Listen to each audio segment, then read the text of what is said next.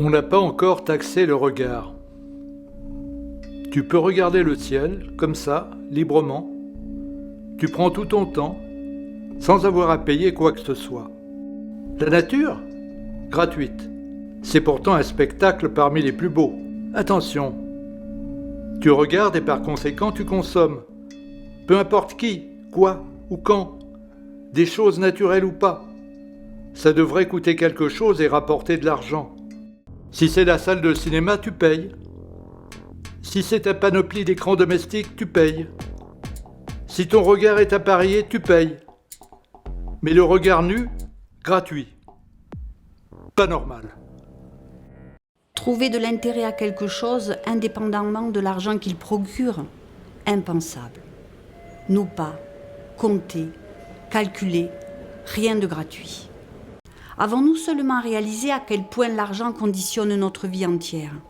Du matin au soir, de la naissance à la mort, tout ce qui nous entoure est marqué de son empreinte. Chaque objet, chaque geste, chaque regard, nous n'en finissons pas d'acheter, de payer, de dépenser, d'économiser, de calculer, d'en gagner, d'en perdre, sans cesse, la peur d'en manquer. Il faut courir après lui jour après jour. Une course sans fin, oui c'est vrai, nous perdons notre vie à la gagner. Tout ça pourquoi ?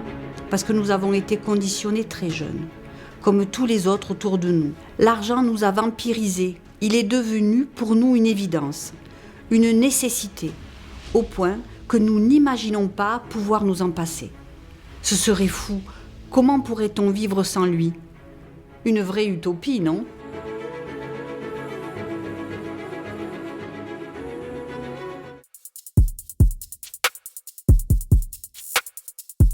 L'argent comme expression d'un désir, le nôtre. On essaie de nous le faire croire, un moyen commode pour acheter ou pour vendre toutes sortes de choses. Pas seulement. Le sel de notre existence, ce qui lui donne vie et saveur, entre nous et le monde. Une médiation mortifère, l'argent, sans lui rien ne serait possible. Même pas naître, même pas mourir. Mieux, on le désirerait. Il nous tiendrait au cœur autant qu'un amour. On ne pourrait pas vivre sans lui. On achèterait de l'argent par le travail ou par tout autre moyen pour consulter sans cesse l'état de son compte en banque, ses hauts, ses bas, pour le dépenser et pour l'épargner, le faire fructifier, le chéri.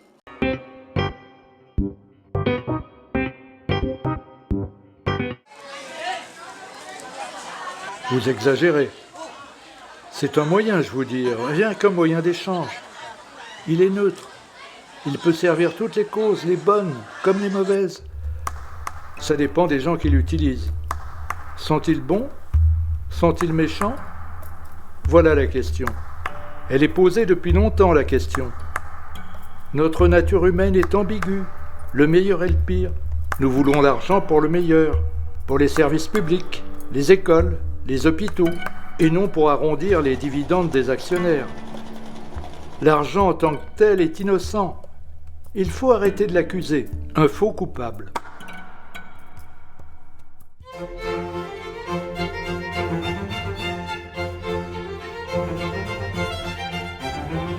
L'argent peut-il être l'objet d'un désir ? Mais oui, puisqu'il nous permet d'acheter ce qui nous fait envie. L'argent, le plus court chemin du désir, a sa satisfaction. Ce n'est pas l'argent qu'on désire, non. Ce n'est pas l'argent qu'on achète, non. C'est ce qu'il permet d'obtenir. Les choses, les gens, le pouvoir. L'argent transforme toute chose en marchandise et l'humain en quelque chose d'achetable et de vendable, et de remplaçable, et de jetable.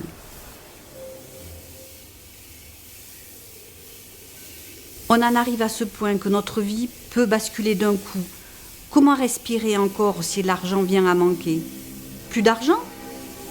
Nous n'avons plus aucune prise sur le monde. Nous ne sommes plus motivés par rien. Nous ne sommes plus rien.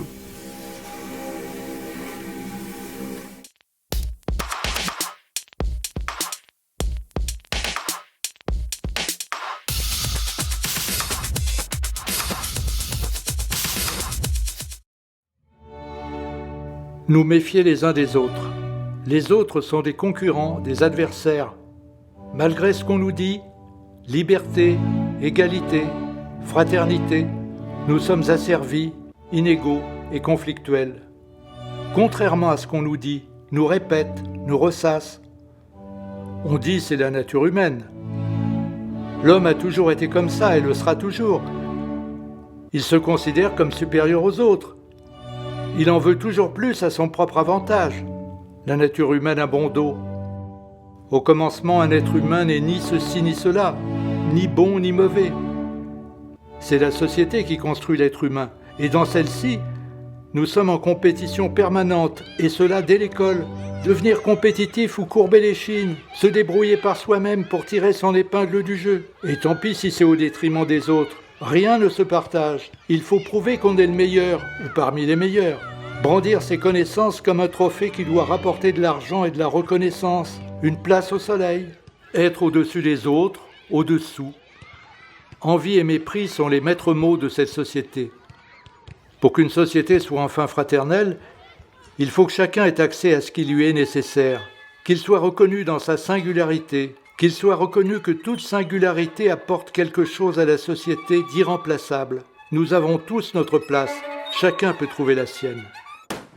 L'argent est à la source de tous les conflits, fait de chaque être humain un concurrent des autres, de chaque nation une concurrente des autres pour la domination du monde. Le soleil ne s'embarrasse pas des frontières nationales, ni l'eau, ni le vent.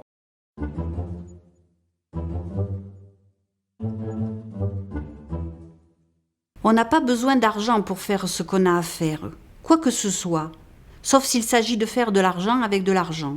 Là, d'accord, l'argent est nécessaire. L'argent n'est nécessaire qu'à l'argent. Dès que l'argent circule dans la société, il règne en maître. Il décide de tout. Il se répand partout au point de circuler dans nos veines comme un poison. On a l'impression de ne pas pouvoir s'en passer, une sorte d'héritage biologique, une fatalité. Avoir de l'argent ou ne pas en avoir semble la question, parfois la seule, comme si son existence conditionnait la nôtre. On nous dit « on n'a pas assez d'argent pour ça ». Mais pourquoi aurait-on besoin d'argent pour ceci ou pour cela ? Plutôt se poser la question « en avons-nous besoin ?» Nous avons besoin de vivre. Et de quoi avons-nous besoin pour vivre le plus heureux possible ? L'argent ne nous aide pas à répondre à la question. Il nous a servi, que nous en ayons peu ou beaucoup. On doit se soumettre à des impératifs qui ne sont pas ceux de la vie. Faire de l'argent avec l'argent ou courir après lui, parce qu'on n'en a pas ou pas assez. L'argent, c'est la mort dans la vie. Nos gestes deviennent des marchandises qui nous exproprient du vivant. Allez, 34, rouge, père et passe. Pourquoi l'argent serait-il nécessaire à qui ? À quoi que ce soit ? Pour faire fructifier à son profit le travail des autres ? Ils n'auraient pas de travail si on n'avait pas d'argent pour les payer. C'est ce qu'ils nous disent. C'est vrai, ils ont besoin de nous. Mais pas pour nous, pour eux, pour faire fructifier leur argent, en ne payant qu'une partie de notre travail. Mais nous n'attendons rien de leur argent. Nous attendons tout de nous. Pour nous organiser sans eux, sans leur argent, sans argent.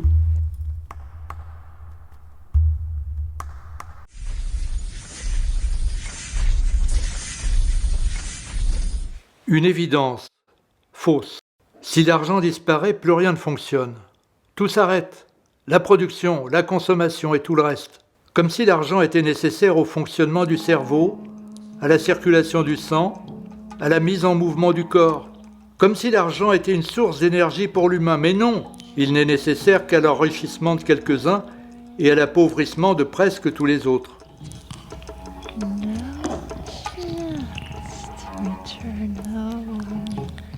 Une évidence, fausse, rien ne pourrait fonctionner sans argent. Nous répondons, tout pourrait fonctionner sans argent, ni sans aucun autre moyen d'échange, et beaucoup mieux, pour développer tout ce qui est humain dans l'homme, tout ce qui est orienté vers la création et non plus au service de l'argent, des rapports sociaux destructeurs de l'humain dans l'homme. Plus d'accumulation de marchandises consommables et jetables, des objets utiles, beaux et durables.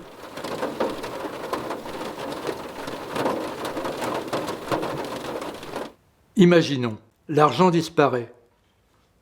Les classes sociales disparaissent. Plus de rapport de domination, d'une classe sociale sur une autre, d'une couleur de peau sur une autre, d'un sexe sur un autre, d'une nation sur une autre.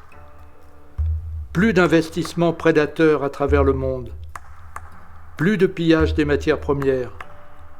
La nature n'est plus à détruire pour en extraire ce qu'on appelle des richesses, en réalité des profits, à n'importe quel coût humain. Le travail d'enfants déjà condamnés à mort, le travail des adultes pour ne pas mourir de faim. Plus de pollution, plus d'accumulation de déchets qui gangrènent la planète. Plus de guerre pour la domination du monde. Le monde n'est plus à conquérir, il est à vivre dans sa diversité inépuisable. On n'achèterait plus rien, on ne vendrait plus rien, plus d'échanges marchands. La question combien ça coûte ne se poserait plus. Le cerveau n'a pas besoin d'argent pour fonctionner, ni le corps pour s'animer. Ce n'est pas l'argent qui crée le désir de vivre. Notre seul désir, faire partie du vivant et le cultiver dans toutes ses dimensions.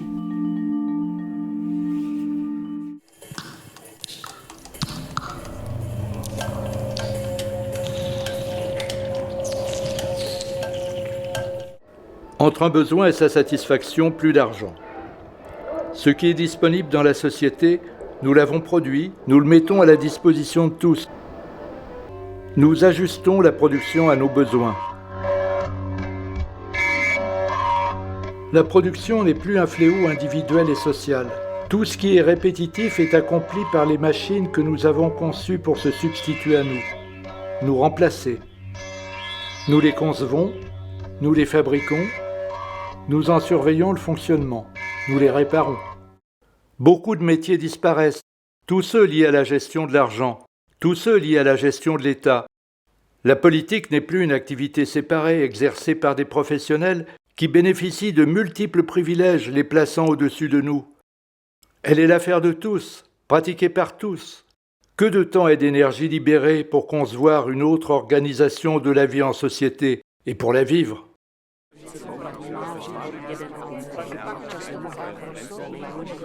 Produire nos conditions d'existence. Pas besoin d'argent. S'organiser ensemble. Répartir les activités en fonction des préférences et des compétences de chacun. S'organiser ensemble, à l'échelle locale comme à l'échelle mondiale. Partout les mêmes problèmes. Partout des cultures vivrières. On doit pouvoir se nourrir là où l'on vit. Plus de monoculture. Imaginons. On ne délocalise plus la production. On produit là où l'on vit. Ce que nous aurons défini ensemble comme nécessaire à partir de nos ressources. Plus d'objets superflus. Plus de déchets neufs et rutilants qui ne sont produits que pour faire de l'argent. Plus d'argent. La force de travail n'est plus une marchandise. On ne va plus la chercher là où elle est la moins chère. Il n'y a plus de force de travail. Il y a des forces de vie. Les choses n'ont plus de valeur marchande, ni les rapports sociaux. Il n'y a plus que des rapports humains, où la production s'ajuste à des besoins définis collectivement. Répartir entre nous ce qui existe, faire exister ce qui n'existe pas encore et le répartir selon les besoins de chacun. Produire, ce n'est pas seulement reproduire ce que l'on a déjà produit, c'est aussi inventer, créer de nouveaux usages, de nouvelles fonctions, de nouvelles formes, transformer l'existant.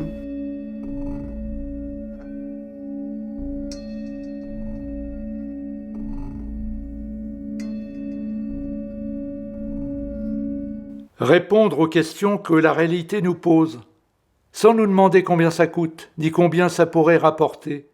Pas de retour sur investissement. Pas d'investissement. Des problèmes à résoudre. La recherche n'a plus d'autre limite que celle des capacités humaines à un moment donné. Imaginons. Les créations du cerveau ne sont plus des marchandises. Rien ne s'oppose plus au libre déploiement des possibles. Plus de calcul de rentabilité. Plus de calcul de carrière. La coopération se substitue à la concurrence. Résoudre les problèmes qui s'opposent à nous, dans l'immédiat, dans la durée.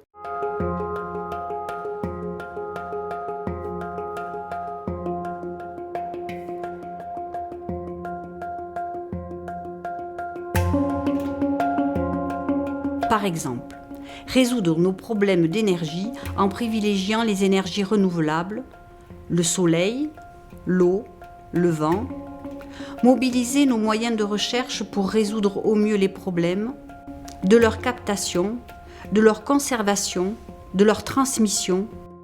Nous ne sommes plus en concurrence avec les énergies fossiles, le pétrole, le charbon, le nucléaire.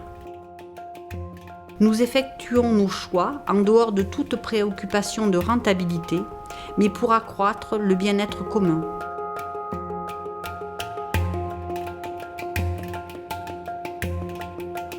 Inventer, créer, produire. Faire circuler parmi nous ce qui est produit. On n'a pas besoin d'argent pour ça. C'est la société qui nous dit qu'on en a besoin, qui crée en nous un faux besoin qui nous envahit le cerveau. On ne pense plus qu'à ça. L'argent s'immisce dans tous les recoins de nos vies jusqu'au plus intime.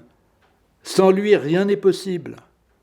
Un partenaire de tous les instants, de tous les besoins. Et si tout était sans argent? Toutes nos activités, comme la satisfaction de nos besoins. Nous serions dans un monde libéré de l'exploitation du travail et des trafics en tout genre, dans un monde libéré de la tentation de son oubli dans les drogues, parce qu'il ne nous ressemble pas, parce que nous n'y trouvons pas notre place, parce que nous ne pouvons plus le voir en peinture. Nous n'avons pas besoin de l'argent pour organiser la société dans laquelle nous voulons vivre. Des collectifs d'individus librement associés, sans autres représentants que ceux qu'ils se sont choisis. Nous nous représentons nous-mêmes, enfin. Plus personne au-dessus de nous pour nous dire ce qu'il faut faire, ce qu'il faut penser, comment nous comporter. Nous n'avons plus de compte à rendre qu'à nous-mêmes. Nous voulons construire un monde où les choses ne valent plus que par l'usage qu'on en fait. Elles ne nous apportent rien en dehors de la satisfaction que nous tirons de leur existence dans le mouvement de la vie. Nous voulons créer des états de vie qui donnent envie de vivre et de nous impliquer dans la marche du monde. Redéfinir nos besoins dans tous les aspects de la vie, nourriture, apprentissage, logement, santé, déplacement. Quoi produire et comment? Comment faire circuler parmi nous ce qui est produit?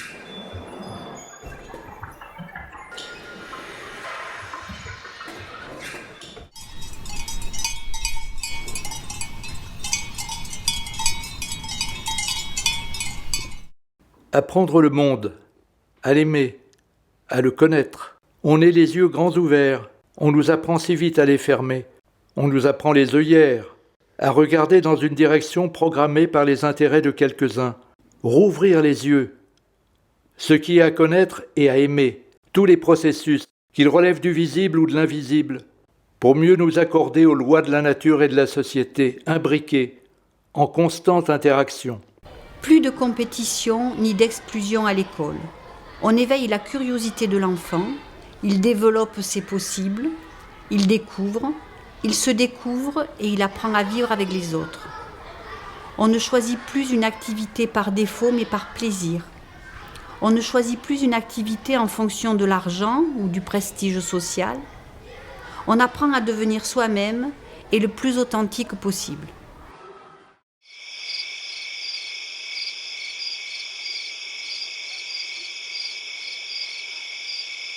Ne plus avoir à rentabiliser des investissements au moindre coût humain. Exercer une activité ne coûte rien, ne rapporte rien. Nos activités contribuent à la satisfaction des besoins de tous, sans la médiation de l'argent. Elles ne détruisent plus l'humain en l'homme. Elles font appel à sa créativité. Elles inventent de nouvelles formes de coopération. Elles ne détruisent plus les ressources de la planète. Nous ne perdons plus notre vie à la gagner. Le travail n'est plus une torture, une cause de stress ou de harcèlement. Nous exerçons les activités que nous avons choisies. Nous ne recevons plus d'argent en échange, mais nous avons la satisfaction de faire ce qui nous plaît et de le partager. Nous nous sentons enfin utiles. Nous avons une véritable place dans la société. Notre activité sert le bien commun et nous donne accès librement à tous les biens et services. Serons-nous suffisamment motivés pour contribuer au bien commun? Nous répondons oui. Nous avons tous besoin de donner du sens à nos vies. Nous avons tous besoin de partager, de créer des liens.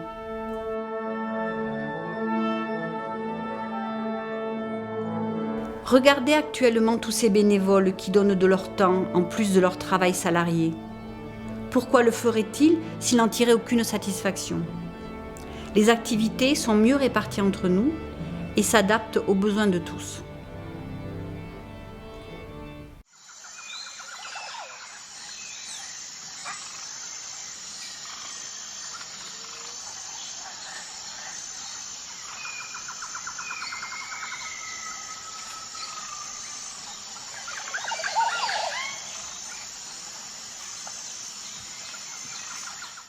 Ne pas avoir faim d'un jour à l'autre, survivre. Peu importe ce qu'on mange, ce qu'on boit, si ça remplit l'estomac. Une sorte de satisfaction animale, et encore heureux si on a à manger. Manger à notre faim, quitte à nous empoisonner, ne nous suffit pas. L'aliment, notre premier médicament. Qu'il nous tienne et nous maintienne en santé, nous voulons prendre plaisir à manger. Surprendre notre goût par la combinaison de saveurs imprévues. La nourriture relève aussi de la recherche et de la création, à commencer par l'agriculture. Pour cultiver la nature, il faut se laisser cultiver par elle, comme on en fait partie.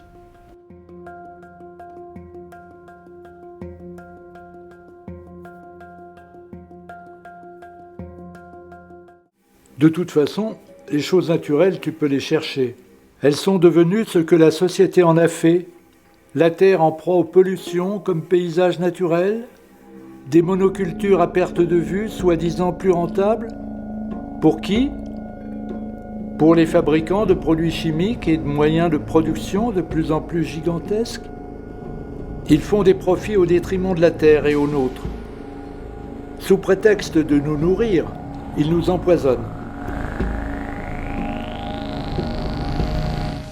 Les empoisonneurs sont eux-mêmes empoisonnés et ceux qui les ont empoisonnés leur vendront de nouveaux poisons en prétendant les guérir avec. Une seule solution, arrêter les poisons et préserver la terre nourricière. L'agriculture redevient l'art de cultiver la terre. L'homme travaille avec la nature sans la détruire. L'agriculture biologique sera l'unique mode de production partout sur Terre, comme elle l'a été pendant des millénaires, mais avec des connaissances agronomiques beaucoup plus avancées.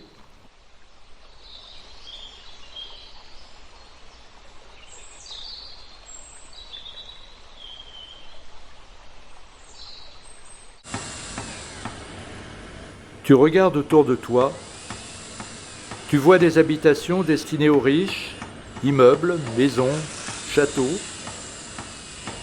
Tu vois des habitations réservées aux pauvres, édifiées à la va-vite, avec des matériaux bon marché, entasser le maximum de gens dans le minimum d'espace.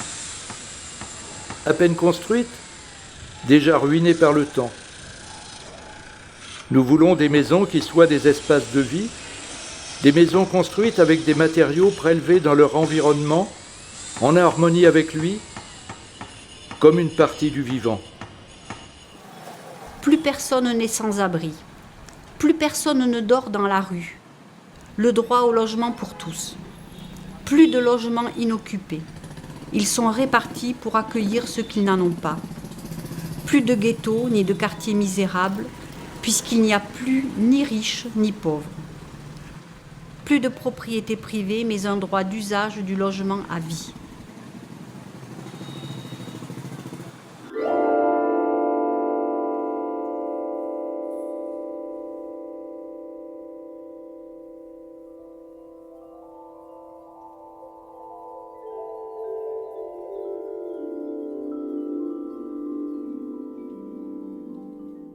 Des roues motorisées aux pieds, en tout temps, en tout lieu, même quand tu peux marcher. La voiture, pas celle du voisin, la sienne. Un moyen de circulation, un instrument de pouvoir. Nous sommes tous à égalité sur les routes, les pauvres et les riches, à part la voiture et le prix du carburant. Nous voulons privilégier les moyens de transport collectifs, le moins énergivores possible. Ils ne sont plus des instruments de pouvoir, ils facilitent nos déplacements et libèrent nos villes, qui étouffent de pollution.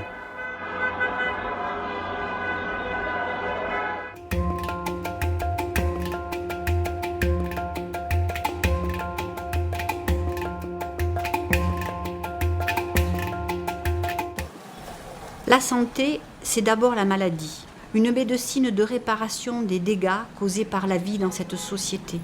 Nous voulons vivre en bonne santé, une médecine fondée sur la prévention des risques de maladie. La médecine ne suffit pas. Ne plus détruire notre environnement, rompre le cycle des destructions qui nous détruisent. La première médecine, une médecine de la société, sans laquelle la médecine médicale ne saurait être efficace.